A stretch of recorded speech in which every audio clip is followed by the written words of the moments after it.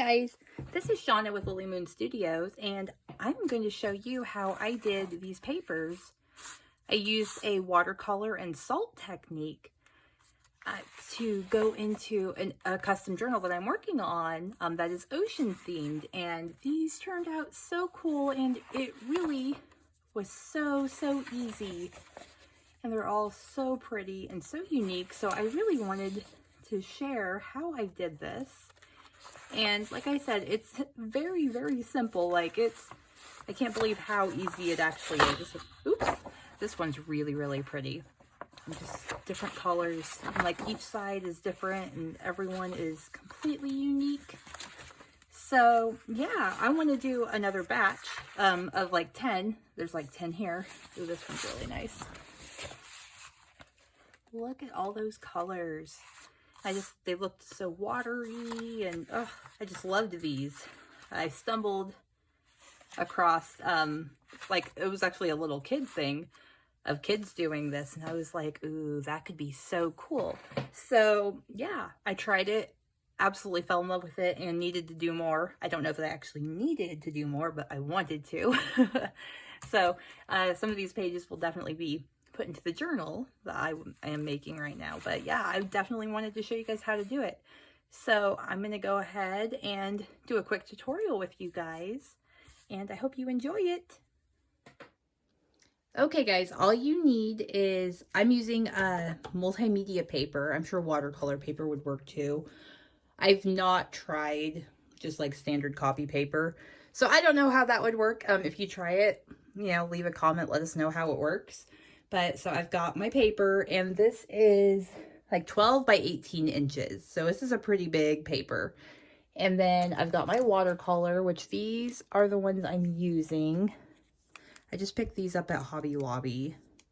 So it looks like we got cerulean, ultramarine, blue green, and then I got green, just to, you know, get a little more green in there.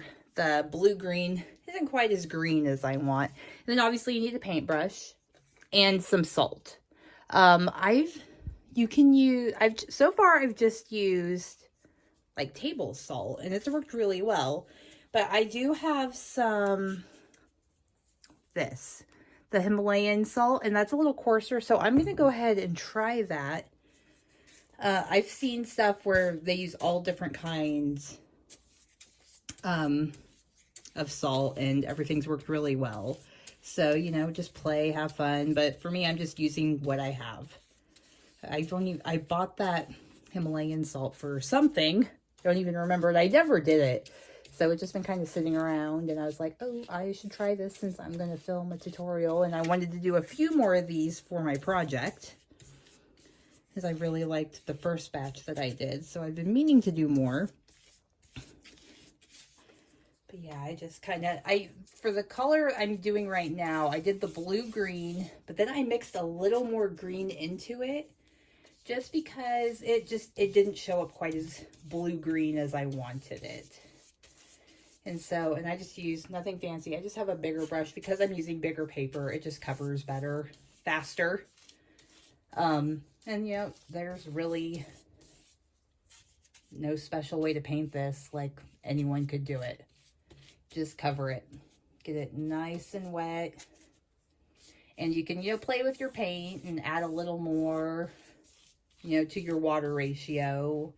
Just figure out what works for you, because, you know, the less paint you add, the lighter the color is going to be, the more the darker. So just kind of do that. I usually would try to do a couple coats of it just to get a nice color on it. And then, so I'm just going to do my regular table salt. So I'm just going to get some of that in the palm of my hand. And you just do this, and you can already see the effect there. And it's so cool. I think it's just so great for this ocean journal project I'm working on. So there, that is literally it. And then you let it dry, and then you can take the salt off, so I'll show you guys when it's dry, but I'll do a bunch of them, do the salt, let it dry. And then I'll flip it over and do the other side But to remove the salt, for the table salt anyway, I will update you after I do the Himalayan pink salt. But for this, I actually got out some like really fine grit sandpaper because it wasn't all coming off from just brushing it off or using a brush or my hands or whatever. And so I sanded it down because I didn't want any remnants of the salt on my paper that I'm putting in my journal. So just a heads up, but yeah, I will show you guys that. And this does, of course, oh, let me see, let me turn this light on. It's a little closer. It's showing a little different than what I'm seeing. It's definitely a lot bluer, and I do get more of that blue-green kind of turquoisey color on this. You know, lighting, camera, what can you do? But yeah, I will show you guys when I sand this off, and then we will look at the final results. So I will be back. Okay, so here I've got one of the papers. It's completely dry. It still has the salt on it. Get it close, maybe you can kind of see. Yeah, you can see that salt still on there. And it doesn't just rub off for me. I mean, a little bit, but not completely. And I'm not going to sit here and do this with my finger because there's still quite a bit. So I've got my sandpaper, and this is just like step 3. So it's a finishing one. So it's not, I've already used this. I've done a few papers before this. But so it's very fine. And it's going to be noisy, so I apologize. I just do this, give it a little rub, and it comes right off. And I'm definitely going to have to sweep after I do it. But yeah, you can see where it came off. So I just do that to get all of this off.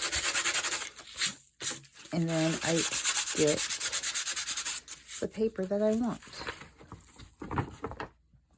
Now, sometimes after I do this, I definitely sneeze and such. So a mask might not be a horrible idea.